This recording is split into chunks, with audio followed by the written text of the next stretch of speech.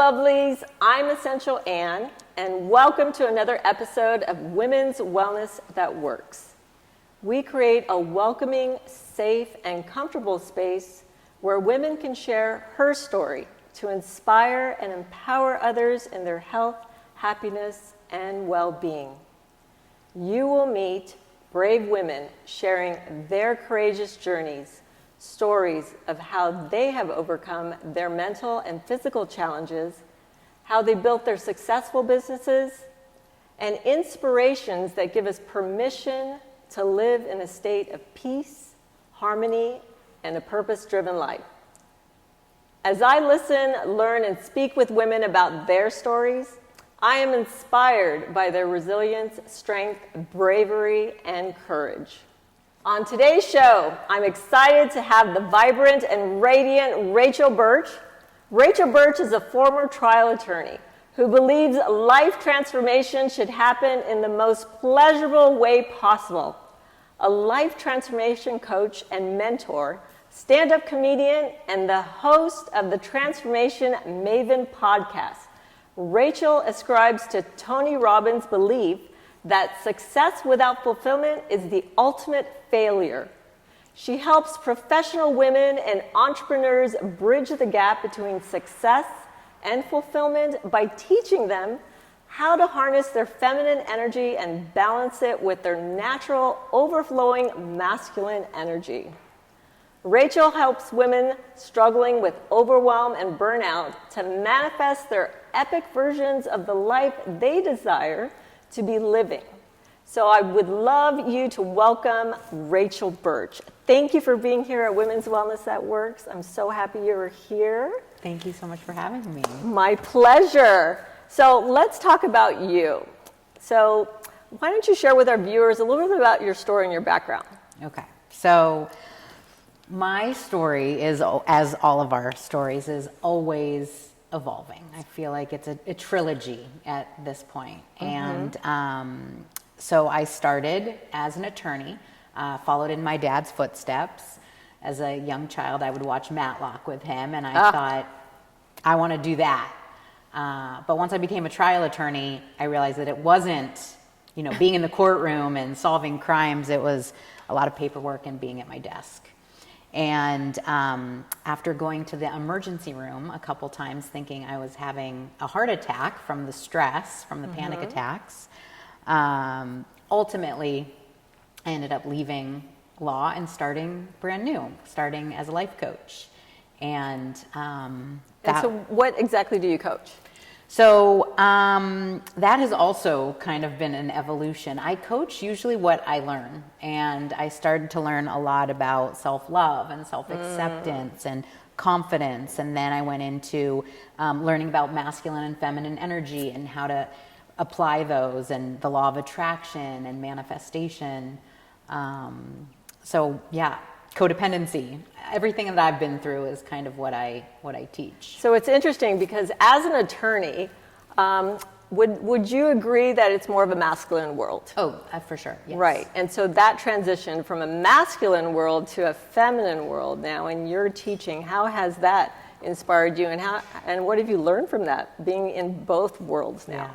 Well, it's been interesting because there's a lot of masculine energy tasks that we don't really consider masculine. For example, mothering is a masculine task because you're constantly giving. Giving is the masculine energy, receiving is the feminine energy. Yes. So being an attorney, being a mother, then being a single mother, even being a coach, when you're giving, you're in that masculine energy. So I really learned what feminine energy looked like, and how to go into that with creativity and receiving and intuition, and instead of using logic and all the things that I learned as an attorney. And so show me an example of what feminine energy is, or feminine. So for me, feminine energy, well, there's a lot of components, but for example, right, I'm a planner. I like lists. I like planners. I do too. Right? So that's the masculine version of getting to your goal, is lists, planning, all that kind of stuff. The feminine version would be to kind of sit in meditation. Not, it doesn't have to be like on the top of a mountain in Right. silence in a certain position. Exactly. For me, I do meditative walks. So I live by the beach. I'll go walk without any distractions. I don't listen to anything when I'm walking.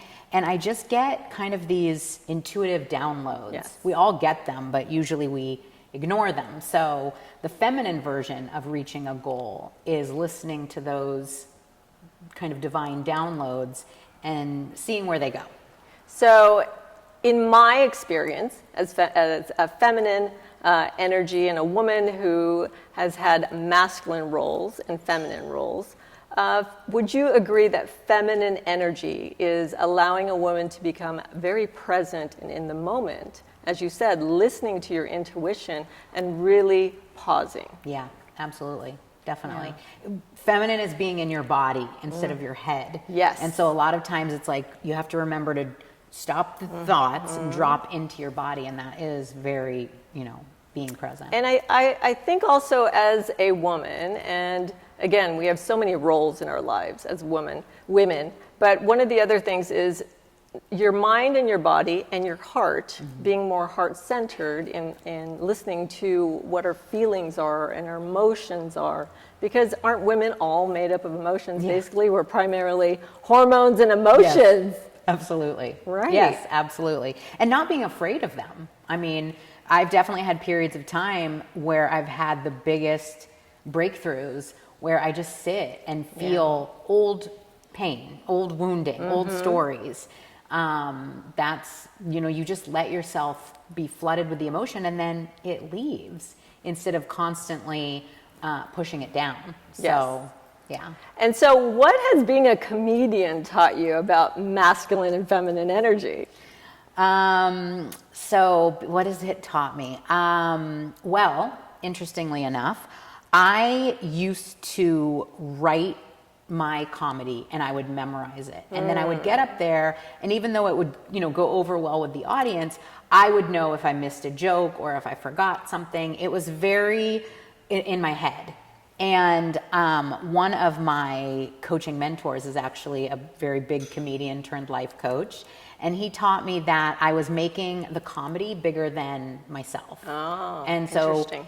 We switched it so that I was the comedy. I could just show up and be me, and that was funny enough. And that was huge because it was moving from my head to my body, and there was so much growth in not making the comedy the part that the audience enjoyed, but more just my energy and being who you present. are, right? Yeah. So right. I went from a masculine comedy to a feminine. Comedy. Yeah. Right. So being more present. Totally. Really. Yeah. So you are also a mother. Yes. And how many children do you have? I have 2 boys. One's 12 and one's 5. Great. And so what have you taught them as young boys in their lives? Well, our favorite... Especially you have the male energy, right? Yeah. You're boys, and then here you are as a life coach teaching feminine energy or self-love. Yeah. Well, I teach them mantras. They both have come up to me in the last week and said, everything's always working out for us, right? And I say, yes, it is. And so definitely I've taught them about The Secret, where my 12-year-old will always go to the worst case scenario. I lost my phone. I'm never going to find it again. Yes. And I'll say, okay, imagine that you found it.